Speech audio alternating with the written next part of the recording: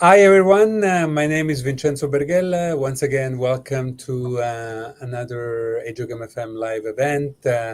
Today again, we have the Extraordinaire Within You series, which is the brainchild and idea of Kavita and Narang. We have an amazing guest today, and Kavita, go ahead, start our sessions and introduce Sindhu. Yeah, Thanks. thank you so much, Vince, and welcome back to all our audience for our 10th episode of The Extraordinaire Within You. Today we have a very, very special guest with us, none other than Dr. Sindhu Srinivas, who is the current president for the Society for Maternal Fetal Medicine. Dr. Srinivas is also a professor of obstetrics and gynecology and the executive director at the Hospital of the University of Pennsylvania. She also serves as the vice chair for quality and safety and physician lead for the Women's Health Service line for Penn Medicine.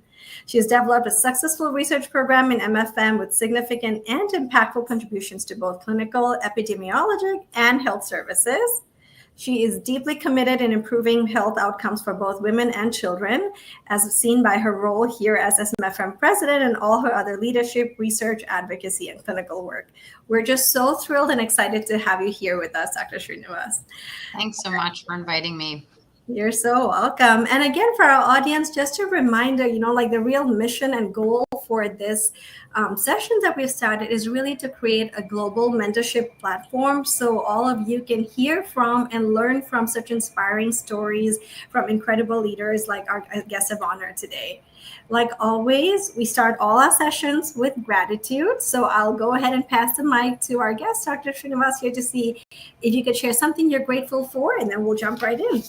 Great. Thanks so much. I actually love that you start with this because it is such a grounding question, sort of to even start your day with a sort of thinking about gratitude. So I guess I would just say broadly, I'm grateful for my family and my colleagues and my health. I love that. Yeah, no, those are things sometimes, a little reminded, we forget about those things because we have them all the time. So that's so beautiful. Yeah. Thank you. Vince, take it away. Yeah, I mean, Sindhu said it beautifully. Family and colleagues and health. I'll focus on family. We've had a great summer, together, and actually have lots of good pictures that we took that remind me of that great summer. It's you can't be successful at work, I think, unless you're also happily grounded and loved and be able to love back at home as well. So I'll be grateful for wife and kids and extended family. Kavita, your turn. Beautiful. I agree, family and everything, but with the theme being groundedness today, I'm really grateful for new opportunities. I just came back from a 10-day silent meditation retreat up in North Fork, California. It was a Vipassana meditation retreat, and it was very intense, but truly transformative and life-changing for me. And, just grateful to have that opportunity and time to take an intentional pause on life, especially with all of us having these busy lives, sometimes taking the time or having the time to do those things. It really, I think, it really grounded me, and I feel like really refilled. So I'm happy to be able to be back here and be doing this today. Thank you.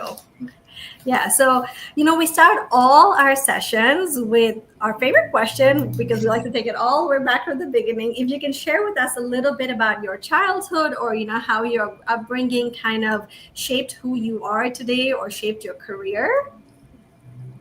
Yeah, I think it's a really interesting question. I think I grew up with a pretty deep sort of appreciation for education, for service, and like just hard work, like perseverance. My parents came here from India not long after they got married. My grandfathers were both educators in India. My paternal grandfather was a principal in a high school, and then my maternal grandfather was a Sanskrit professor, and just like both like really brilliant people, but just super like humble, very hardworking, and just obviously a strong focus on education. And so part of like, I think kind of growing up with that, my one grandfather would come visit us and stay with us in the US, but the other grandfather was mostly in India. So we'd go to India every 3 to 4 years and stay for the summer. And just was, I think, had a pretty strong impact on me. And so I think like for me, that sort of upbringing, right? It sort of teaches you to approach challenges with a little bit of curiosity and a little bit of resilience. So like that sort of perseverance, but also just this sort of general feeling of curiosity is just, wanting to learn about things, wanting to be educated when you don't know how to do something and how do you approach a challenge. And then also just kind of just awareness around that the same opportunities are not available to everyone.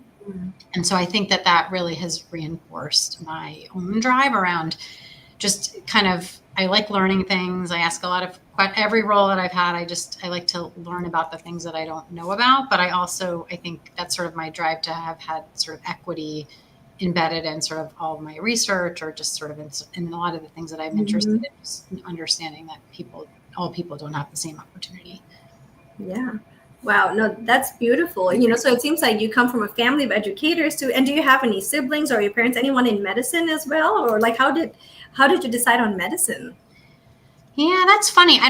No, my parents are not in medicine. My dad's a civil engineer. My mom has an economics background. And my brother, I have a younger brother. He's also a physician. He's an emergency medicine doctor in California.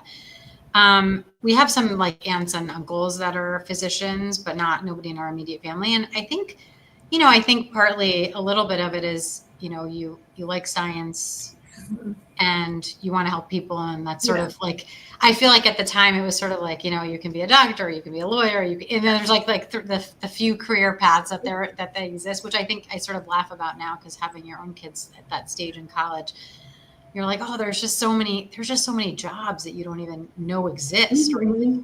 As a high school student or as a college student. So, but I think for me, I was always interested in science, and I think I was drawn to potentially going to medical school, and then I ended up doing a 7-year medicine program. But I've always been interested in like women's health and advocacy, and I think looking back, right, that can be done in a lot of different ways. It could be done through being a physician, but it also could have been done through the advocacy side of things primarily, or the public health side of things. And so I think my interests sort of are grounded in those things, and I happen to kind of get to it through the lens of a physician. Sounds like you had a wonderful family and village to inspire you all along, which is warms my heart. Any particular person, sometimes it could be, either of the parents, or again, you mentioned, grandparents, who particularly, inspired you. Like, I like to ask where your drive comes from, because again, there's education background, but how the hard work part that you mentioned, that certainly I think was part of our life, to get to where you are. Did they come in any particular, person, maybe not in medicine, but, doing something really, well and dedicated? Yeah, I guess I probably would really say my parents. Like, I think they're not in medicine, but they, they came to the country with not very, but they first from India, they went to London. And then actually my dad went first. They had an arranged marriage, and then my dad went to London first, and then I got a job, and then my mom came, and they were already married. I think he went back, they got married, and then they both went. And then 2 years later, he went there with not much and got a job, and, worked, and we actually, for their 50th wedding anniversary, actually went back to London, and they showed us like our whole family, and they showed us like where they lived. And my mom's still getting her pension from like the post office that she worked in London, but I think it's then I kind of came out in the stories like, oh, I was actually doing quite well, and I was getting kind of promoted very quickly. And then I decided I wanted to come to the US, is what my dad said. And I was sort of like, but if you're doing so well, like, and you liked it there, like, why did you, why leave? And so it was just interesting, because he was sort of like, well, if I'd stayed, who knows, how your life is different by those choices that you make. But it was that thing, like when he left India, he had it in his mind, like, I'm going to America, right? Like that's where all the opportunities are. That's where you want to go. And so it was just like what he wanted to do. And so I think hearing just stories of kind of coming somewhere without your family, everybody's back home, and like your parents are back home, and then you come and you like come with nothing really, or not much, and you build this whole life. I mean, it's inspiring. And where did they go? I can see you're getting moved, which is yeah. it should be. Mm. That's a deep inspiration. This is not just word. Yeah. Me moved as well. See, you see, that's why I ask those questions, because it's deeply ingrained in us. Mhm. Those often parents' stories of commitment. And where did they move? Where did you grow up? They moved to New York, and then just New Jersey. So I grew up in North Jersey. And they moved. It's interesting. Like there was a lot of other folks that came from India, sort of at that time. They lived with some people that they knew from India, and there was this whole community of people that all are from the same part of India that my parents are from. That eventually, so I have this entire kind of group of, kids. We call ourselves kids still because we're like the kids of the parents. The kids that kind of grew up together, and now we all have our kids, and so we still get together. So it's this sort of whole community of people that our parents have known each other for a really long time, and we've been friends since we were since birth. So it's really, it's a pretty amazing sort of story to sort of be asked about. I don't think people ask you always about it, and you don't always have time to reflect on it. But I'm lucky. That's so beautiful. It's almost like you have your own village from India here in America, right? And and that's so wonderful. If we take like a 30,000 foot view of your life and your career and your journey, what would you say would be like maybe 3 defining or pivotal moments, in your career? And you can talk a little bit about those, I think. Nice. One I would say was when I was finishing medical school, I should say, when I became very involved in medical school in the American Medical Student Association, and got involved in the local chapter. And for those people who don't know much about AMSA, it's a student-run nonprofit, right? So it's a completely student-led. And I got really involved in it, and I actually, and it was sort of a really great way for me to sort of have an intersection of like policy, which I've always been interested in, sort of politics and policy and how that impacts health based on the policy decisions that are made since I was like in high school. And so I ended up getting really involved and actually getting involved sort of nationally in that organization. And when I was applying to, when I was thinking about, well, do I apply to residency or do I sort of run to be president of this organization? And I would have to take a gap year, which I feel like now everybody takes a gap year. Like that's not in different parts of life. But back then, like if people were like, oh, it's kind of disrupting the normal path, right? And so I ended up deciding to go for it. And so I became president of that organization, which is like a full-time job for a year. And so after medical school, which I was in a 7-year program I mentioned earlier. So I kind of took the year back and was president, and really worked in this organization as president, traveled around. It's all medical student focused. My theme for the year was around eradicating health disparities. That's sort of what I was working on. And a lot of visits to the Hill, a lot of policy sort of related work. And I actually ended up meeting my husband through that work because he was a medical student at a different medical school who was also very involved in that organization. So I think, for me, the work was pivotal. The experience from a leadership perspective was incredibly pivotal at a pretty young part of my career, like before I was president. And I think really solidified for me the importance of being a part of something bigger than yourself around sort of helping advance, at least for me, like healthcare and health people. Wow. That is phenomenal. And I think just to step into that leadership role since early on and, being able to see and prove to yourself too that you're doing amazing things. And no surprise at all that now you're like the president of the whole society. Yeah, I guess thinking back, like I've always it's really resonated with me to have the opportunity and be grateful for those opportunities to kind of shape different aspects of policy or of a field, and sort of how that impacts sort of a broader community has always resonated with me. I think what was interesting at the time, right, is that you're then applying for residency after not having been like in clinical work for a year. And while you're like, back then the things that were going on were resident work hours was like a massive sort of discussion happening. And the work hour rules had not gone into effect yet. It was like before that, but they were sort of being talked about.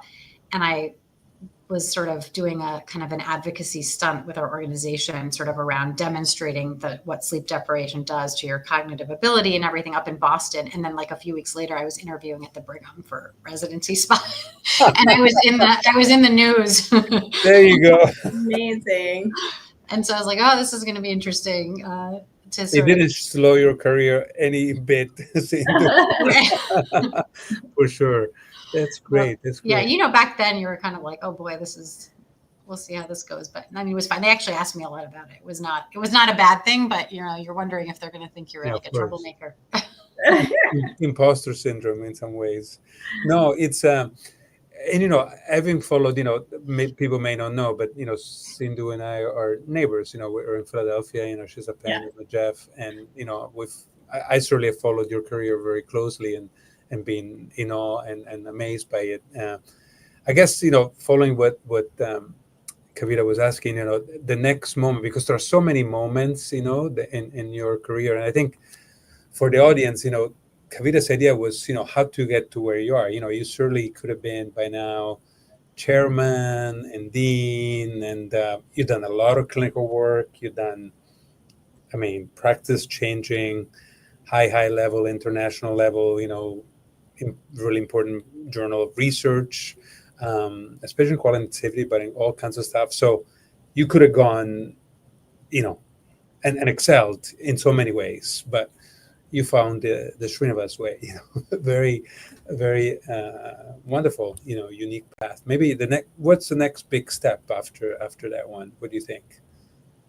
I think after, kind of in medical school and then coming into residency, I think I fell in love with the sort of the idea of how just that there's like disparities that you see in the outcomes of people, and like what drives those disparities. And I was always interested in like health services research, but there wasn't a ton of mentors in OBGYN in that space when I was a resident.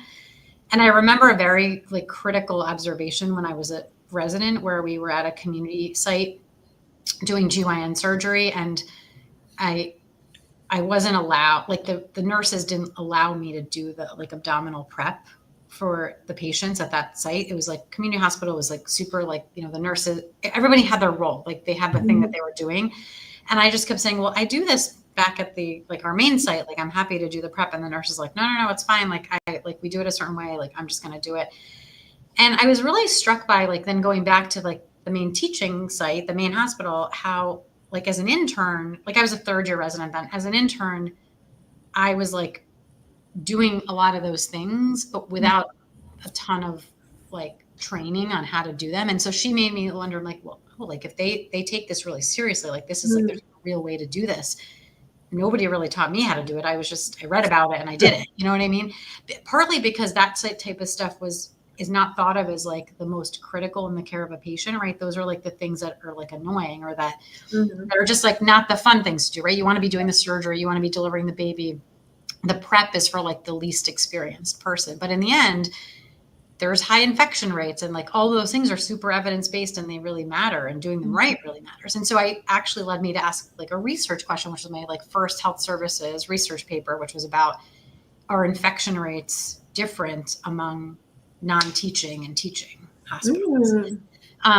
Just based on that observation, like what is driving, like why because I felt like our infection rates were a lot higher than what I saw at this other hospital. And so it turned out like in this big, like, multi-state sort of data evaluation that we did, yes, turns out that the teaching hospitals did have higher infection rates and actually higher VTE rates too. And that paper is like pretty old now, but just that general concept. And so it kind of like led me down this path of like, oh, I really, like, how do we change that? Like, why does that happen? And, we have some responsibility over making sure that things are done. And so like, to me, that was like another, like the next, like this moment of like, oh, I like really like this kind of research, and I really want to do that kind of research. But then I feel like a few years into being a faculty member, and I was after fellowship, and I did an epidemiology degree, and I was doing all this research. I also got a little antsy about the fact that, research takes a long doing that type of research takes a really long time from when you like research, when you start the question to when you get the funding to by the time you do the study, and then by the time you write it up, it's like a pretty long period of time, 10 right? years. Yeah, exactly. Which is really important because you have to kind of continue to advance science. So that it's like so critical.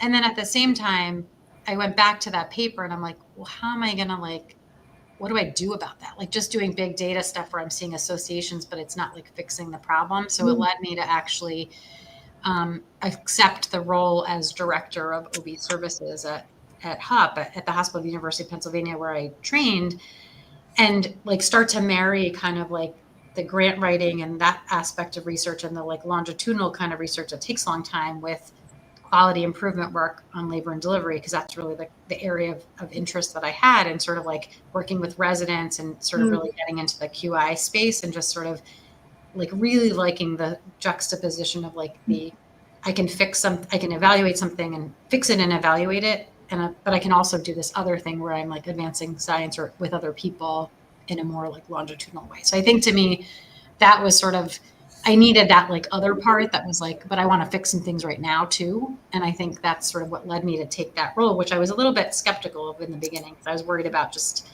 that's a lot of administrative work and other things that I wasn't ready for. And I was only 4 years into being an attending. And so, but I did, and I was able to kind of like marry those two things, which I have really enjoyed. That is so incredible. I think, especially as a young MFM or even for young audience listening, I think how you demonstrate like just something curious from like a small mundane experience that people may have just not thought about it, like the scrubbing, and you turn that into a huge full circle moment, and putting all the pieces together in a way that really impacts everyone. I think that is just extraordinary. So thank you for sharing that story. And I think it reminds us like, hey, even small things when you're like, hey, why that, to not just pause there, but to take it a step further, and you can really make big impacts there. That's awesome. How did you, before we go into another big pivotal moment, like how did you go from OBGYN to MFM? Like why MFM for you?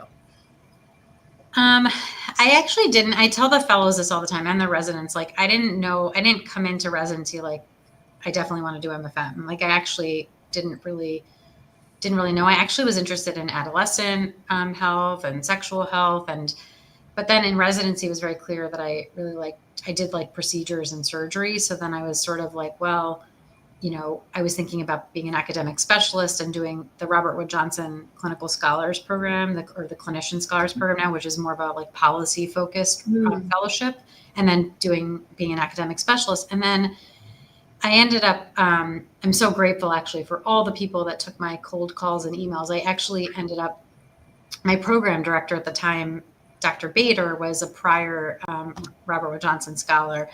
And I got like a few other OBGYNs that had done the program. Maureen Phipps was one of them. There's like a few others. And I actually ended up emailing them and said, I'm a third year resident. I'm trying to figure out like if I'm going to do fellowship or what I'm going to do. Can I talk to you? And I was just sort of curious, like, what are people doing who had done this fellowship? Because there wasn't a lot of OBGYNs who had done it. And now there's like a lot more OBGYNs that have done it. And it turned out that I think after a lot of those conversations, my real like clinical love was like obstetrics and like high risk pregnancies. And my research interests were also obstetrics. And so it became sort of clear, well, rather than doing that, maybe I should do MFM. And that's sort of how I kind of came to it. And I think it is like undoubtedly what was the best choice, because I really am like a combined medical surgical, like I love procedures and I love operating, but I also really like the complexity of the MFM medically complex patient. So I think it definitely was the right choice. But I didn't know right away. And I think people get distressed that they don't know. And so I think people who know you, like, trainees now who work with you can't imagine, right? They can't imagine you as a resident. They certainly can't imagine you as undecided. So it's like, I think for them, nice to hear that, like, oh, you didn't have it all figured out, right? You were also one of those people that was like, not sure. Yeah. And then your journey as like president of SMFM, did you see that coming? Was that a plan? Was that a goal? Or how did that evolve for you? I've been involved in ACOG and SMFM, I think partly through what I'd shared earlier, like just, I like being involved in sort of professional organizations and sort of impacting the field more broadly.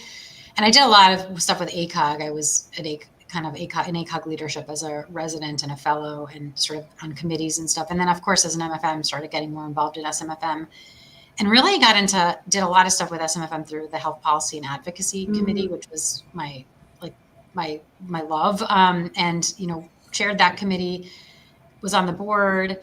And I wasn't really necessarily, you sort of do the things that you enjoy doing, right? And when you enjoy doing something, you start putting effort into it because it gives you joy to do it, even though I think it's like sort of, SMFM is just an amazing organization, as is ACOG, just really on the shoulders of all the people that are passionate about things that they're passionate about, and they volunteer their time.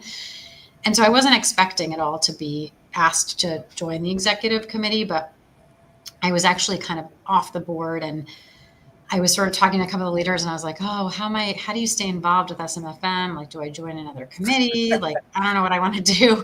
But I'm trying to get some advice, like, cause I really don't want to not be involved. I still feel like I'm pretty young and I have the energy to give to working on things. And then I got a phone call, and that was the phone call. And so I was like, oh, this is amazing. So I was very humbled and grateful for the opportunity to have stepped into the executive committee. And I feel like SMFM is like an incredible organization and just does such amazing things. The staff are just incredible. And as another SMFM lover, just like you, Sindhu, I think it's a pretty meritocratic system, and you certainly got it because you deserved it and did a great job, in your committee and in many ways. I guess since we've opened that line of questioning, I guess the first thing is, what you think you've done, in that committee or before you became president that you're really proud of, that maybe people noticed, or you think they made a difference, it was a dream of yours? And then after that, what as a president you really would like to get done? Because it's the first time we actually have a sitting president for SMFM interview. We've had a few former president interviewed, Mary's been here, Mike has been here, but we're the first time we have, the SMFM president on. Yeah, it's like, I think for me, like I got involved in health policy and advocacy, like I said, and I really loved that committee. And George Sade was the chair when I joined the committee. Great. And I sort of really I'm grateful for his mentorship and his just belief in me to sort of take on the role of chair eventually after him. I feel like he was big shoes to fill. I think I'm proud of how SMFM has evolved in the time that I've seen, sort of in being looked at as an expert in pregnancy related policy, pregnancy care related policy. Like, I think we have a reputation and policymakers call us for things. They look to us as experts, and I don't think that was always the case. Like, give us an example. So if a bill, let's say they're writing a bill on sort of improving Black maternal health or something like that, right? Like, we now have relationships with our advocacy or policy director, right? She's historically has been pretty amazing and has over time developed these relationships where they're going to ask us for our input. Like, oh, this is the stuff that's being written in the bill. Like, do you guys think anything else should be in the bill? Do you think, is this missing something? Like, that type of thing, like that type of conversation, or just even being, looked at to chair sort of a coalition around an area that's related to what we're working on. So I think I'm really proud to have seen how SMFM as an organization has really kind of accelerated in that space. So that's been, and as president, I think, continuing to sort of be a voice, as you all probably saw, we, joined as a plaintiff in a class action lawsuit around the removal of the vaccines for pregnant people for COVID. And I think, as an organization, that's a huge step. Like, that's not something that we had done before. And so I think, again, right, like the fact that we were asked to be an organization, to be involved in that, even though we're not huge organizationally compared to a lot of the other organizations that are on that as plaintiffs. Like, I think that just speaks again to the reputation that SMFM has developed over time, which is all on the, because of the staff and because of all of the members that do all of the amazing work that they do on all of the committees and on the board and all those things.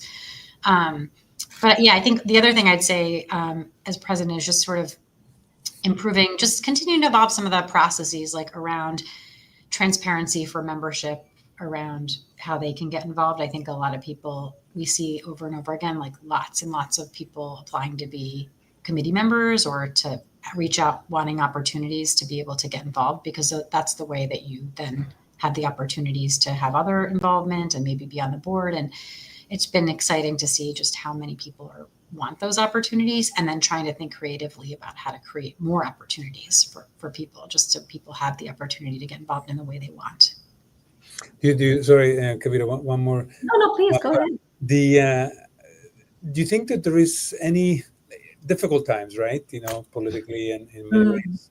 But do you think there's any low-hanging fruit, so to speak, at the policy government level for women's health that, SMFM, us, you could, any particular bill or even data collection or, again, I don't want to mention the word vaccine these days, but, anything that we know things may go backwards before they go forward. But is there anything that you think we can actually, make a dent on or any new ideas? I think the current state is challenging. Yeah.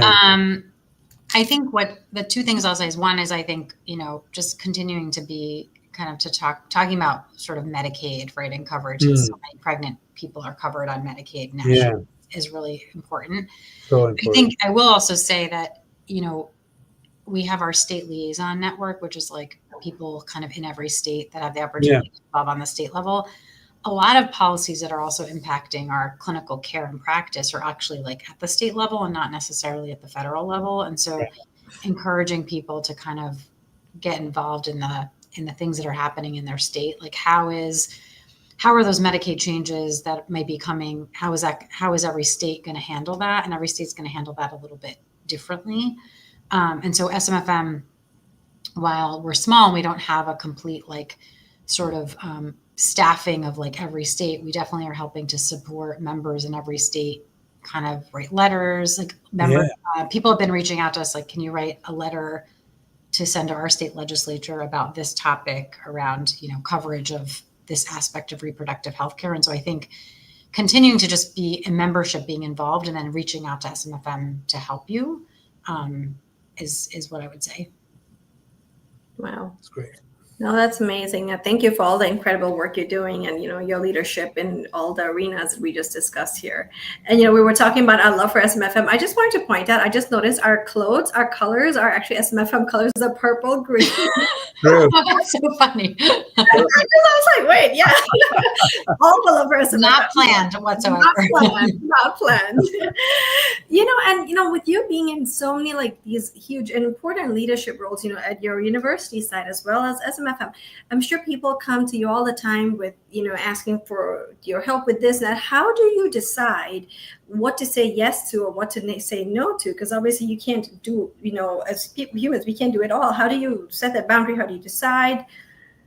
Yeah, it's a collaboration with the staff. I mean, we really try to think about kind of whether it fits within our mission, right? Like sort of, is it aligned with our direct mission? Like, what's the effort going to be? Like, is it important for us to be involved, or is there a negative consequence to not being involved, right? So like, we're asked a lot to sort of support a variety of different things, like you said, and some of them are not much effort and it's just more putting your name on something to support it, versus if something has a lot more staff needs or other needs, like we kind of try to think about that. That's actually one of the things that we developed in the Health Policy Committee years ago, is like a scoring system for that exact question, where there's like questions that the committee and the leadership are asked, trying to evaluate the ask against like 5 domains to sort of, and score it to sort of objectively decide whether we should be, moving forward with doing something if it's going to take some effort.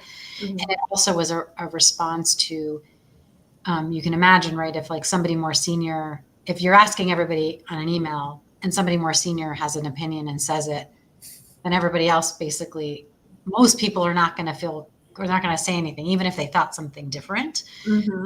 And so this allowed us to invite a more like objective sort of assessment where everybody had a voice, because it wasn't, it was anonymous. And so that's just an example of just like a process that we created a while back to try to address exactly what you're talking about. No, that's great. And, amidst all the important tasks you have, how do you find time for yourself? Like, how do you balance that? You said you have 2 kids, one going off to college, you have a family. Sounds like you mentioned your husband's a physician as well. Can you tell us a little bit about that as well, please? Like, how do you balance all of that? Sure. I mean, I really I like exercising. That's my sort of like my personal thing that I do for myself, like you said. So I start my morning, generally speaking, doing that. I like to do it in the morning before work. So I wake up and do that. And I feel like it helps create some energy for the day. I really like starting my day that way. I have as you mentioned, a daughter that just started college, and then a son that is in 10th grade. They play a lot of sports. I really enjoy watching sports on TV with them, as well as actually watching them play sports. It's probably the other 2 things that I really love, just sort of spending time. But I think, it's challenging, right, as professionals to get to their games or, after school, because it's during the workday. But I try to sort of balance planning ahead and trying to block out a few times that I'm going to go to the game, and then sort of like, then maybe work after the game on certain days to try to, catch up with what I wanted to get done. So I try to balance it, but I try to always prioritize making time in whatever way I can to catch as many of their sort of sporting events as I can possibly catch, because it's important to all of us. And I really enjoy it. It's great. It's great. At 5:00, there's soccer today. I have to go. Exactly. Speaking of, right, exactly. Speaking of, it's coming up soon. One thing that again, I kind of alluded to before, Sindhu, that has been great to watch, and how you found different positions, in the same institutions over time, because as you get past the junior attending side, there are many paths you could take. People that work eventually with industry, or you could work with education, and there are assistant dean jobs, and there are many hospital administration is huge. How did you're now executive director, which I don't even understand. If you could explain exactly, I guess, quality and stuff. So I guess my question is, what do you particularly like about the job you have now? You were saying before we started, you just moved into a new office this week or whatever, and and I think it's great to look at new opportunities. You clearly, from medical school, being president of all the medical students to president of all us MFM, now big role at Penn. What are the things that you really like at this job, and how did you get there? Sounds like I think the people that are most successful, it's almost they don't even look for the job, but they do things that people recognize they're good at, and then they recognize you as good enough to be called and say, you know what, become SMFM president, become executive director. But maybe you applied. I just want to know, kind of for a young audience, how you get to a place in which you're doing what you like and strengths. Sure. I think sort of first and foremost, just kind of, I like to, and I don't think I always followed this advice in the past. I'm saying this now sort of like in retrospect, but like, what actually do you like doing? Like, what excites you in your everyday? Like, and I don't think we ask that of ourselves enough. There's like a little bit of a thought that the path is linear, and that, these are the things that you're trying to rise to achieve. And I think you said this earlier, Vince, like, this sort of idea concept of like, the next sort of step in someone who's in an academic place, or even in general, might be to like be a division chief, or then be a chair, or then be a dean, right? And that is like a very like, it's a linear kind of like academic sort of progression. And I think for me, I think I mentioned earlier that I was director of OB services, which I sort of took on probably a little earlier than I was thinking about, or wasn't exactly thinking about it, but it was a great opportunity. And from that position, I think really found that I really enjoyed like just process and system improvement. Like I liked sort of helping think of things that happened recurrently. How do you create the like system fix so that thing doesn't happen again, or there's some opportunity to prevent it from happening again. And I was in that role and then vice chair for quality and safety in the OB/GYN department for quite a while. And I think through those roles and through the sponsorship and mentorship of my chair, Debbie Driscoll at the time, and just people recognizing, like kind of seeing like what you just said, like you seem to enjoy this, like, maybe I'll ask you to do, this other thing. And that's, I think, how I became vice chair for quality and safety, because there actually wasn't that role in our department and she created it, which I think now it's a role that's in most departments because it's necessary. But I think it's from that role I ended up working a lot with the hospital kind of in general. So it kind of brought me a little bit out of women's health, where I was representing OB/GYN or as the director of OB, but at the hospital on committees or different things, or voicing my opinion about certain things. And then that's when I was sort of approached to asked to be the associate chief medical officer for the hospital. So that's for the whole hospital. So it's almost like the same principles that you are doing within your department, but like expanding that to everyone, which honestly, you don't necessarily have to be a content expert in care in the ICU or in neurosurgery or whatever, right? Like the framework for quality improvement and the questions are the same. You might not know so much about exactly the medical care, but that's where my curiosity and questions come from. I like to learn about things. So I decided to, I was at that time, as you said, Vince, like sort of like in my head, I was like, oh, like, I guess my next thing is like, maybe I should be looking at chair jobs. And I did look at a variety of, looked at some, but in my heart, I think it took me a while to just sort of come to the fact that, like, I actually don't know I wasn't sure that that's the path I wanted. And I haven't taken it off the table, but I sort of have decided that I'm going to try, because I really do love like hospital leadership more broadly and impacting care delivery in the hospital more broadly beyond just women's health, but inclusive of women's health. And then having someone from women's health in those spaces where women's health leaders are often not in those spaces at a hospital level also gives me the opportunity to advocate for women's health at that level. So that's sort of like, and then in that role, our hospital took over a community site licensed under the hospital that's just 2.5 miles up the road, but in a super vulnerable part of Philadelphia. And so in my associate chief medical officer role, I started coming over to this site just to kind of like see what was going on and sort of try to continue to improve the quality. And in doing that, the CEO of the hospital said, would you consider being executive director, which is like sort of functionally the like executive leader or the CEO of this site, but the site is under the license of the main hospital. So I report to the CEO of the hospital, but I'm sort of like kind of running this site, which has inpatient medical beds, a full psychiatry service line, a big emergency room, and also has a federally qualified health center that's run by a community partner.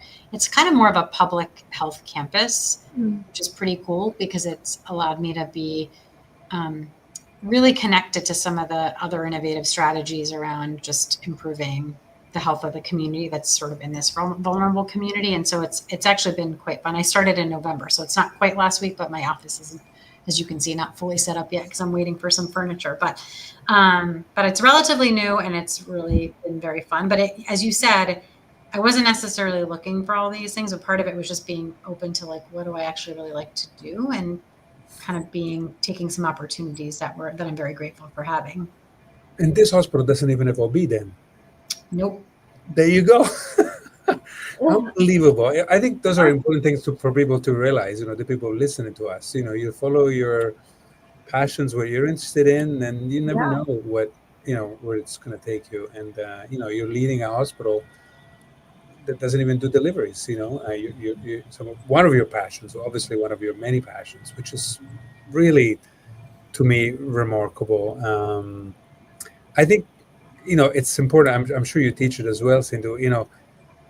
You don't have to be Kavita or Sindhu or Vince. We're all very different. And, I may not like, for example, administrative things. Maybe, you haven't taken some of your opportunities, Sindhu, for whatever reason. but you can be a leader from wherever seat you're at, and small place, bigger place, national place, not national place, and but it's been great. You clearly are very realized, so to speak. I mean, I can, having followed from the outside your career, you followed exactly what you wanted to do. No, am I mistaken? I mean, yes, I think so. I mean, I think so, but I think it took a while it took some reflection to sort of be like, Realize it. to realize it, and also to sort of be okay with sort of feeling like you were like deviating from Hmm. the things and opportunities that people maybe think that you should pursue because Yeah. they're the sort of traditional leadership opportunities. And I think that's, not easy for everyone to sort of know, like, kind of, especially when you're doing something out of women's health. And so it's actually funny that you just said that, because I think a lot of people are like, where do you work? And it's like, and then they're like, oh, you run a hospital that doesn't have women's health. And it's just like a funny thing, right? But then on Tuesdays, I'm back on labor and delivery, or I'm Yeah, in the exactly. office. And I'm still running a lot of my research, have my grants that are women's health and maternal health equity focused. So I'm just like, the patient interactions are like why we Right.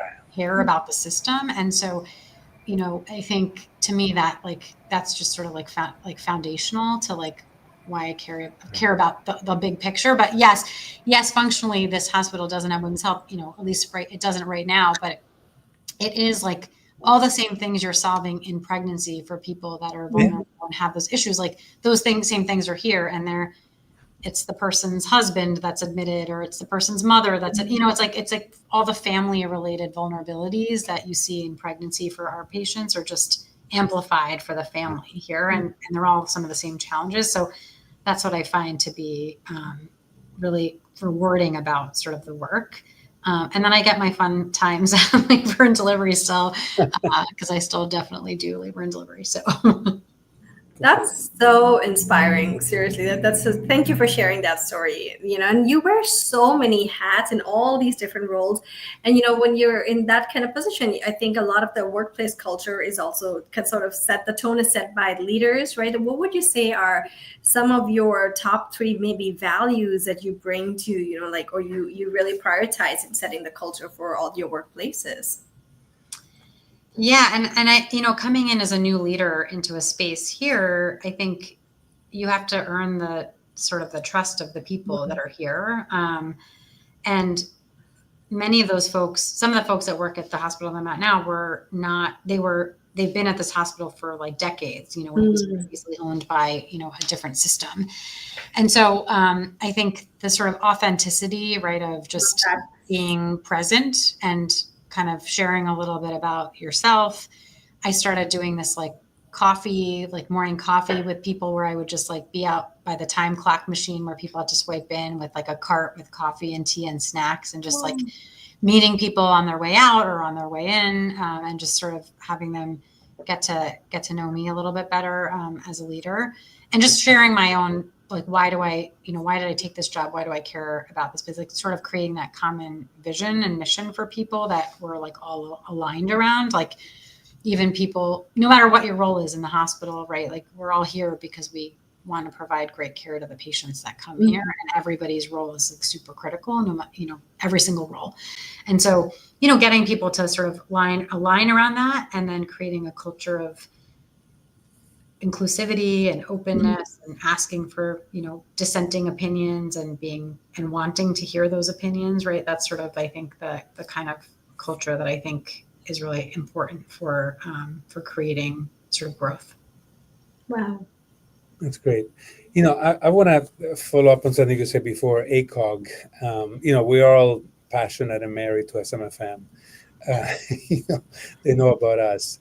But ACOG, I just want to put a good word for ACOG. ACOG is just a wonderful, huge organization, super powerful, runs well, huge in many ways. And, you've been involved in different ways. And I was thinking while you were talking before, Sindhu, I think Jim Martin may be the only person who's been ACOG and SMFM president, maybe more. I don't know everybody. But, you would be great at Ego President, by the way, if people are listening. How do you see, like, I would like you to talk about ACOG a little bit, what you've done for them, what you could do for the future, how people could get involved, because it's, again, in this trying times, it's important to give voice to our organizations. And, you can also eventually, I know some MFMs will become senators and representatives and, state officials, etc. But, from within an organization, which are pretty powerful now, what can we do? I mean, ACOG, as you said, is an incredible organization. Also, and it's sort of, obviously it's broad, right? Because it represents the whole specialty. I was involved as a resident and fellow and early faculty member in the junior fellow sort of leadership, and was on the junior fellow advisory council with Cynthia Giampi, who was SMFM president last year. So we've sort of been in kind of leadership together for a while.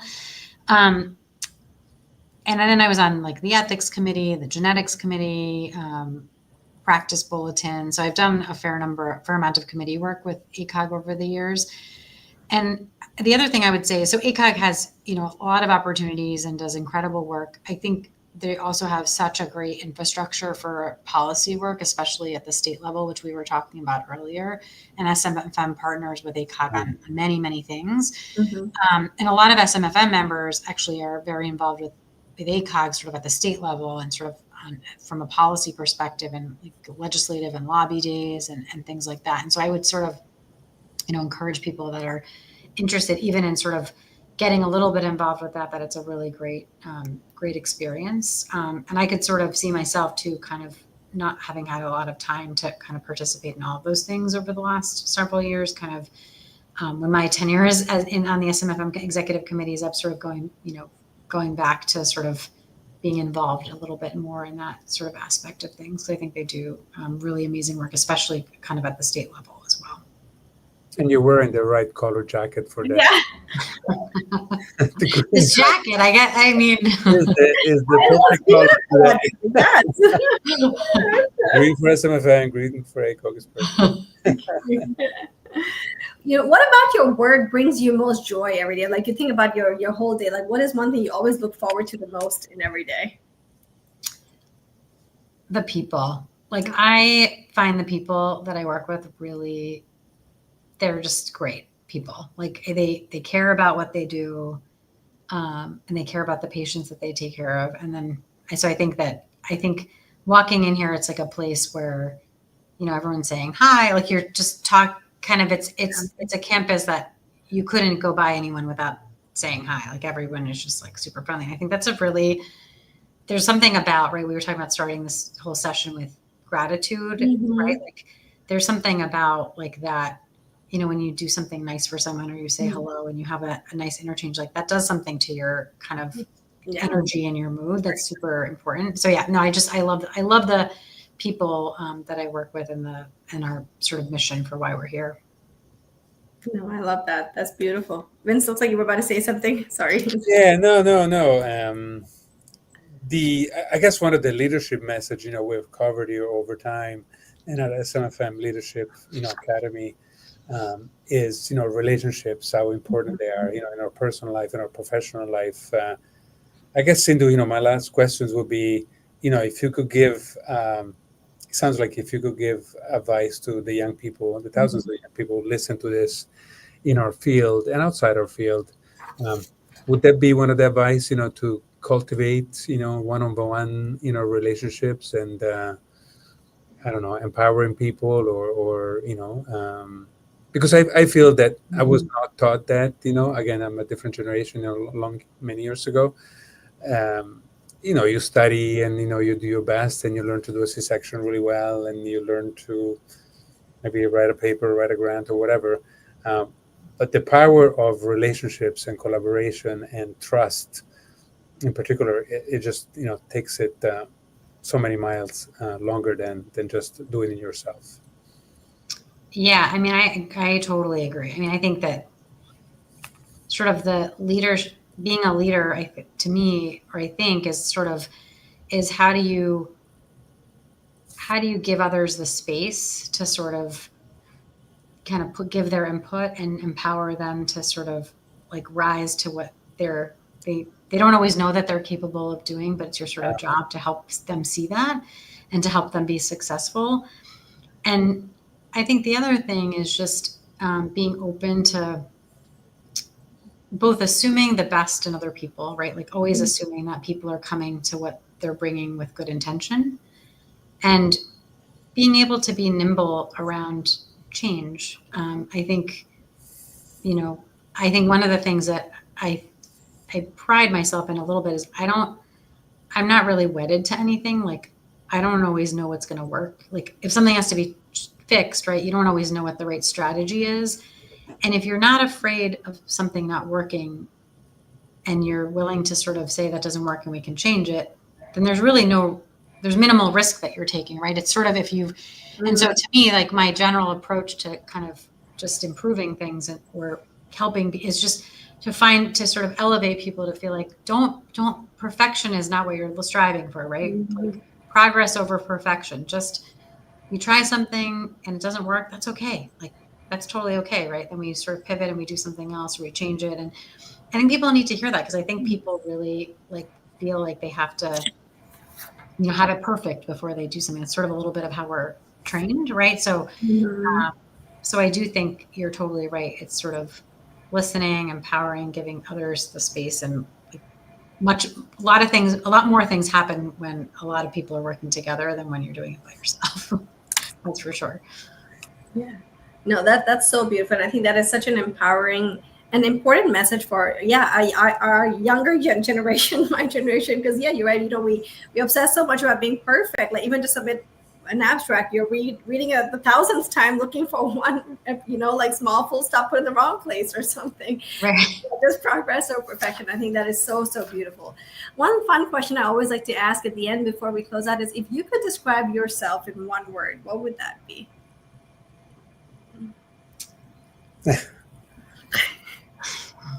I guess I would say purposeful. Oh, I love that. Yeah. I think I've at least tried to be kind of thoughtful in sort of what I do, or kind of thinking about what excites me, just trying to have intention around things as best as I can. Wow. No, I love that. I love that word. I think that perfectly describes, this 1 hour with you, what you've shared. Like that really does summarize it so beautifully.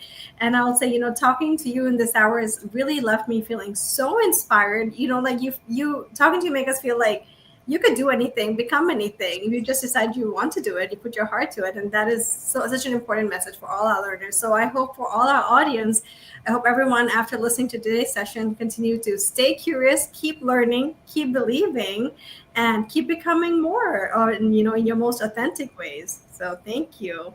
Vince, I'll give it to you and Dr. Srinivas as well to close out with any final words you guys have. Thanks, Sindhu, for being with us. As I said before, it's the first time we have a sitting SMFM President. I actually forgot that we also interviewed Cynthia, Joanne, and Judette, and probably I'm forgetting more names. So my apologies, but it's great to have the world, so to speak, in your hands right now at SMFM, to have you take such important quality improvement projects for people doing research. Unless the knowledge we have it's applied, unless you started by scrubbing a belly, unless that's done with the right equipment, by the right people, and the right method for the right length. There's so many steps, to that implementation and quality and safety start is not going to make a difference. And you saved and contributed to improving so many lives. So thank you for being with us. It was a very inspiring hour. Thanks so much. I really enjoyed chatting with both of you. Appreciate you having me. Thank you. Bye, everyone.